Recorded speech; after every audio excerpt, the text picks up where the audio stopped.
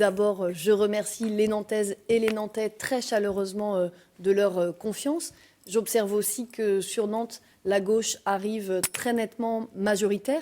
Donc dès ce soir, effectivement, j'appelle au rassemblement de la gauche pour continuer à construire ensemble l'avenir de Nantes et des Nantaises et des Nantais. Vous êtes une des rares socialistes à avoir le sourire ce soir, parce que pour vos homologues dans la région ou dans d'autres villes françaises, la soirée était beaucoup plus dure. La situation est difficile au niveau global d'un point de vue à national. Angers, à Laval, même à La Roche-sur-Yon, les maires socialistes sont en difficulté. Dans des villes emblématiques, Marseille, Toulouse, même Paris.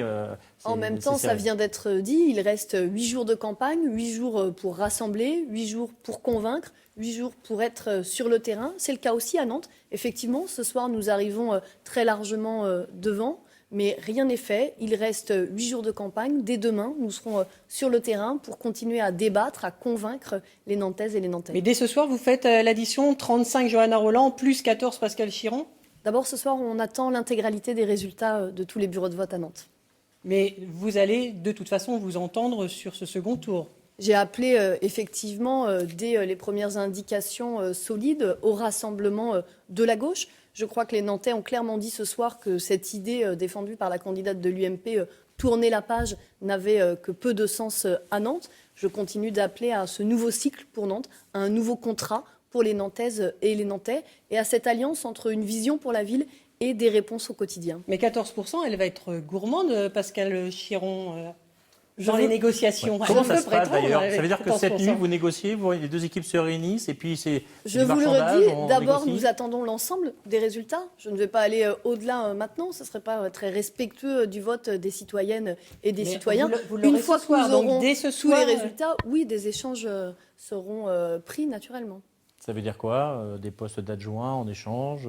Ça veut dire d'abord le projet. Moi, j'ai fait campagne autour d'un projet. J'ai appelé un nouveau cycle, un nouveau contrat. Nous avons fait 212 propositions. Donc oui, ce soir, j'appelle au rassemblement de la gauche. Ce rassemblement, il se construit par étapes et d'abord en parlant du projet. Parce que Pascal Chiron disait notamment, moi j'ai fait aussi une liste parce que nous n'avons pas la même vision de la gouvernance. On trouve qu'elle est trop autocratique, entre guillemets, à Nantes. Donc vous avez des visions différentes. Eh bien, la gauche devra d'abord parler du projet pour se rassembler. Un mot de politique nationale, mais avec un Nantais dans le paysage. Jean-Marc Ayrault, que peut faire le gouvernement après ce qu'on vient de connaître ce soir? Il va forcément y avoir un message envoyé. Remaniement dans la semaine. Est-ce que Jean-Marc Ayrault est menacé, à votre avis? D'abord, je crois qu'il faut attendre le résultat du deuxième tour des élections municipales. Il reste 8 jours. Ensuite, tout le monde sait que le redressement du pays dans la justice, ça prend du temps.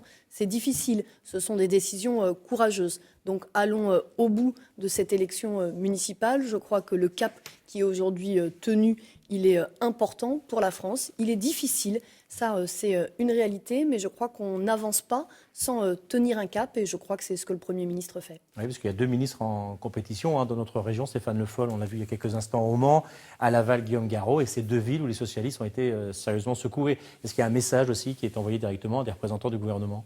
Je crois qu'une élection municipale, c'est dans les grandes villes forcément une élection avec un caractère politique. On le voit bien.